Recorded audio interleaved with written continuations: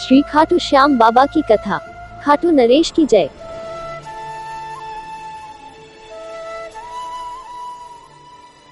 राजस्थान के सीकर जिले में श्री खाटू श्याम बाबा का सुप्रसिद्ध मंदिर है।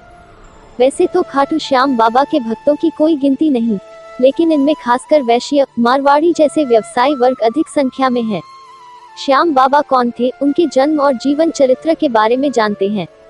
खाटू श्याम बाबा का असली नाम बर्बरीक है। महाभारत की एक कहानी के अनुसार बर्बरीक के सिर को राजस्थान प्रदेश के खाटू नगर में स्थापित किया गया था, इसीलिए बर्बरीक जी का नाम खाटू श्याम बाबा के नाम से प्रसिद्ध हुआ। वर्तमान में खाटू नगर सीकर जिले के नाम से जाना जाता है। खाटू श्याम बाबा कलयुग में श्री कृष्ण भगवान के अवतार के रूप में पूजे जाते हैं। श्याम बाबा घटोत्कच और नागन्या मौरवी के पुत्र हैं। पांचों पांडवों में सर्वाधिक बलशाली भीम और उनकी पत्नी हिडिंबा बर्बरीक के दादा दादी थे। कहा जाता है कि जन्म के समय बर्बरीक के बाल बब्बर शेर के समान थे, अतः उनका नाम बर्बरीक रखा गया। बर्बरीक का नाम श्याम बाबा कैसे पड़ा, आइए इसकी कहानी जानते हैं। बर्बरीक बचपन में एक वीर और तेजस्वी बालक थे। बर्बरीक ने भगवान श्री कृष्ण और अपनी मां मौरवी से युद्ध कला कौशल सीखकर निपुणता प्राप्त कर ली थी। बर्बरीक ने भगवान शिव की घोर तपस्या की थी, जिसके आशीर्वाद स्वरूप भगवान शिव बर्बरीक को 3 चमत्कारी बाण प्रदान किए। इसी कारणवश बर्बरीक का नाम 3 बाणधारी के रूप में भी प्रसिद्ध है। भगवान अग्निदेव ने बर्बरीक को एक दिव्य धनुष दिया था, जिससे वो तीनों लोकों पर विजय प्राप्त करने में समर्थ थे। जब कौरवों पांडवों का युद्ध होने की सूचना बर्बरीक को मिली तो उन्होंने भी युद्ध में भाग लेने का निर्णय लिया। बर्बरीक अपनी मां का आशीर्वाद लिए और उन्हें हारे हुए पक्ष का साथ देने का वचन देकर निकल पड़े। इसी वचन के कारण हारे का सहारा बाबा श्याम हमारा यह बात प्रसिद्ध हुई।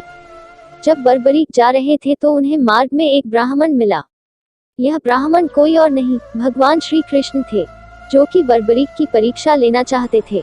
ब्राह्मण बने श्री कृष्ण ने बर्बरीक से प्रश्न किया कि वो मात्र 3 बाण लेकर लड़ने को जा रहा है।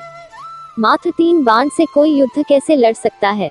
बर्बरीक ने कहा कि उनका एक ही बाण शत्रु सेना को समाप्त करने में सक्षम है, और इसके बाद भी वह तीर नष्ट न होकर वापस उनके तरकश में आ जाएगा।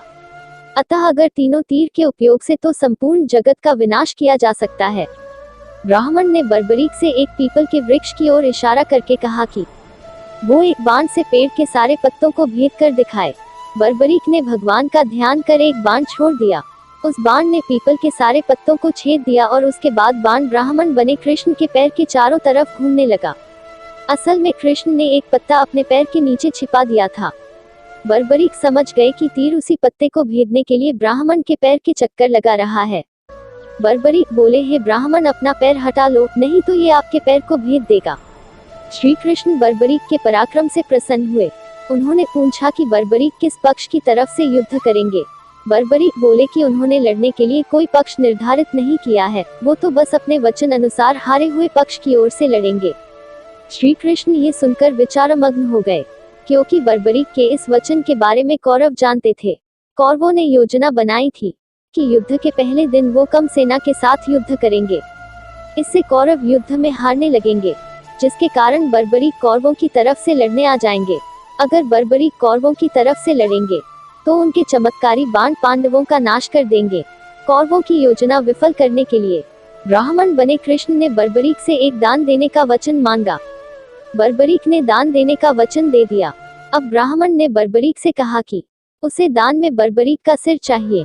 इस अनोखे दान की मांग सुनकर बर्बरीक आश्चर्यचकित हुए और समझ गए कि यह ब्राह्मण कोई सामान्य व्यक्ति नहीं है। बर्बरीक ने प्रार्थना की वो दिए गए वचन अनुसार अपने शीश का दान अवश्य करेंगे, लेकिन पहले ब्राह्मण देव अपने वास्तविक रूप में प्रकट हों।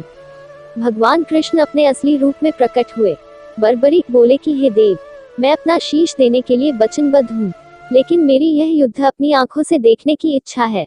श्री कृष्ण बर्बरीक की वचनबद्धता से प्रसन्न होकर उसकी इच्छा पूरी करने का आशीर्वाद देते हैं। बर्बरीक ने अपना शीश काटकर कृष्ण को दे दिया। श्री कृष्ण ने बर्बरीक के सिर को 14 देवियों के द्वारा अमृत से सींचकर युद्ध भूमि के पास एक पहाड़ी पर स्थित कर दिया, जहां से बर्बरीक युद्ध का दृश्य देख सके। इसके पश्चात कृष्ण ने बर्बरीक के धड़ का शास्त्रोक्त विधि से अंतिम संस्कार कर दिया। महाभारत का महान युद्ध समाप्त हुआ और पांडव विजयी हुए। विजय के बाद पांडवों में यह बहस होने लगी कि इस विजय का श्रेय किस योद्धा को जाता है। श्री कृष्ण ने कहा, चूंकि बर्बरीक इस युद्ध के साक्षी रहे हैं, अतः इस प्रश्न का उत्तर उन्हीं से जानना चाहिए। तब परमवीर बर्बरीक ने कहा कि इस युद्ध की विजय का श्रेय एकमात्र श्री कृष्ण को जाता है, क्योंकि यह सब कुछ श्री कृष्ण की उत्कृष्ट युद्ध नीति के कारण ही संभव हुआ। विजय के पीछे सब कुछ श्री कृष्ण की ही माया थी।